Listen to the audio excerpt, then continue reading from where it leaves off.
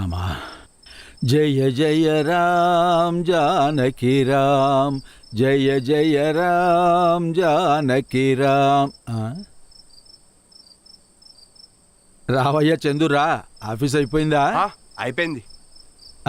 ఇంతకీ నువ్వు కాలక్షేపానికి ఏం చేస్తూ ఉంటావు? మా లంగర్ హౌస్లో ఉన్నప్పుడైతే మస్తు చేసేటోడిని, ఇప్పుడు అన్ని తగ్గించిన. నేను అప్పట్లో చాలా చేసేవాణ్ణి. అబ్బో, ఏం చేసేటోడివి?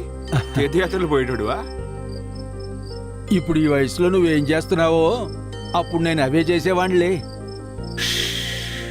అయితే నీకు కూడా ఏదో ఫ్లాష్ బ్యాక్ ఉండే ఉంటది. అప్పట్లో నేను ధగాడ్. అబ్బా,